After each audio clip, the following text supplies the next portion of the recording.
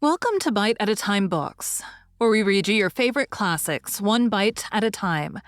My name is Bree Carlile, and I love to read, and wanted to share my passion with listeners like you. Be sure to follow the show on your favorite podcast platforms so you get all the new episodes. Or you can follow the show on YouTube, where we have playlists for all the stories. You can find us on all the social medias, at Bite at a Time Books, or on our website, biteatatimebooks.com, where you can also sign up for our newsletter for more information on what we're reading and what's coming next for the podcasts. We're a part of the Bite at a Time Books Productions Network. If you'd also like to hear what inspired your favorite classic author to write their novels, and what was going on in the world at the time, check out the Bite at a Time Books Behind the Story podcast, Tuesdays, wherever you listen to podcasts.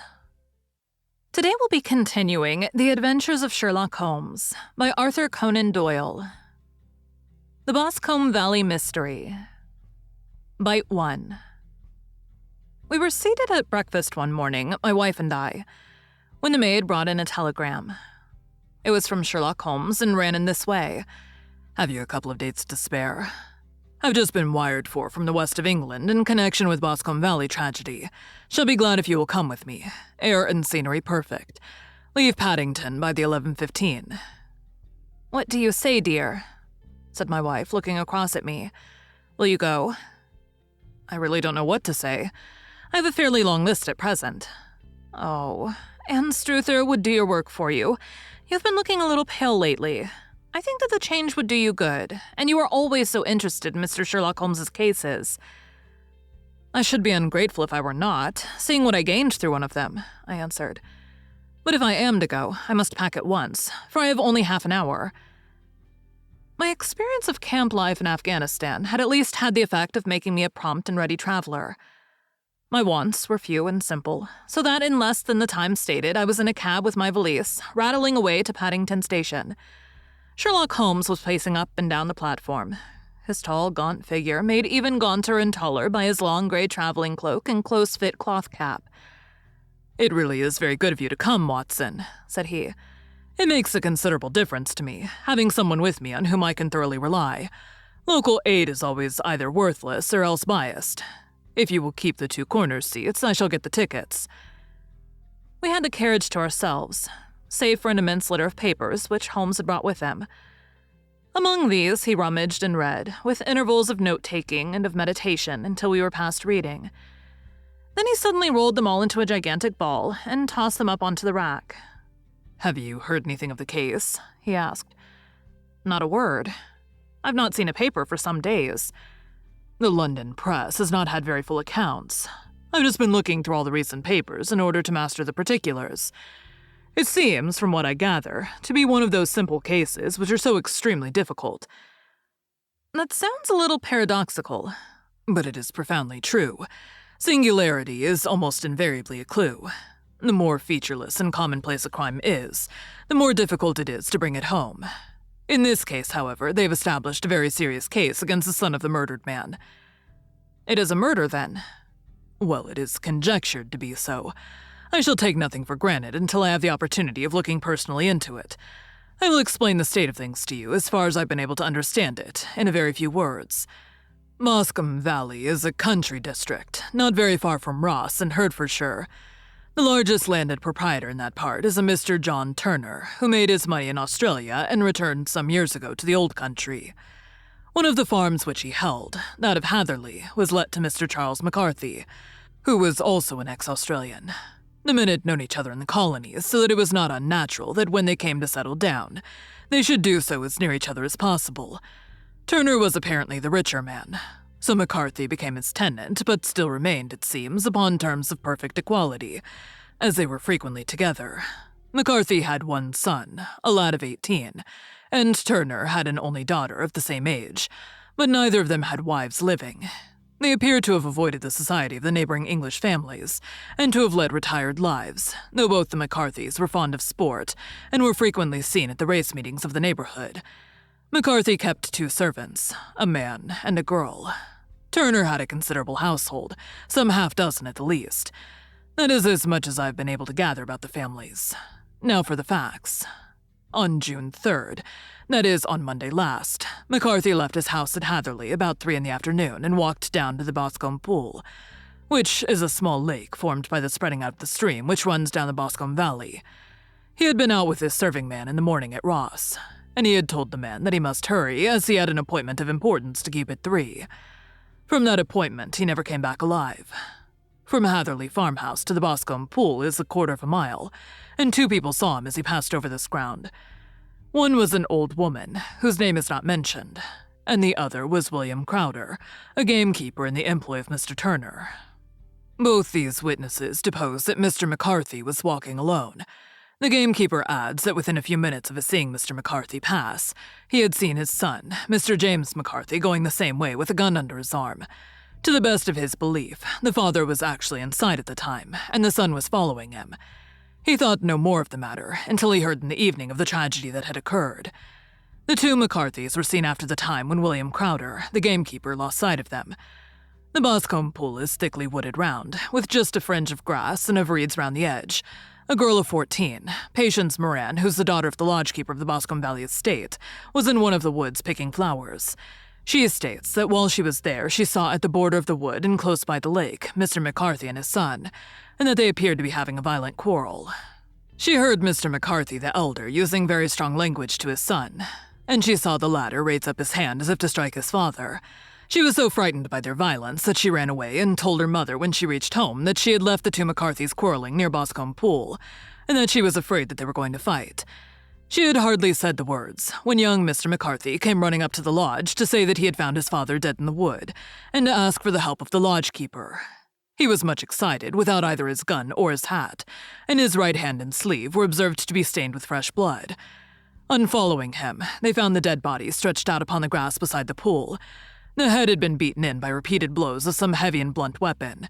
The injuries were such as might very well have been inflicted by the butt end of his son's gun, which was found lying on the grass within a few paces of the body. Under these circumstances, the young man was instantly arrested, and a verdict of willful murder having been returned at the inquest on Tuesday.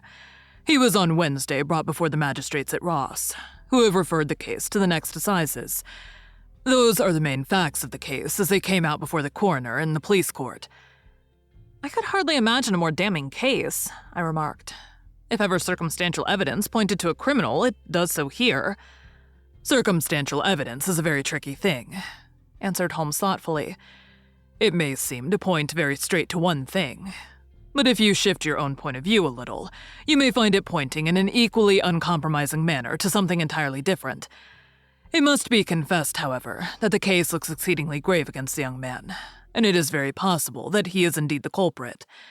There are several people in the neighborhood, however, and among them Miss Turner, the daughter of the neighboring landowner, who believe in his innocence, and who have retained Lestrade, whom you may recollect in connection with the study in Scarlet, to work out the case in his interest.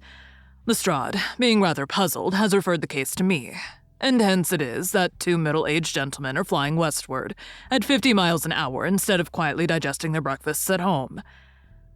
I'm afraid, said I, that the facts are so obvious that you will find little credit to be gained out of this case. There is nothing more deceptive than an obvious fact, he answered, laughing. Besides, we may chance to hit upon some other obvious facts which may have been by no means obvious to Mr. Lestrade. You know me too well to think that I'm boasting when I say that I shall either confirm or destroy his theory by means which he is quite incapable of employing, or even of understanding. To take the first example to hand, I very clearly perceive that in your bedroom the window is upon the right-hand side, and yet I question whether Mr. Lestrade would have noted even so evident a thing as that. How on earth, my dear fellow, I know you well. I know the military neatness which characterizes you.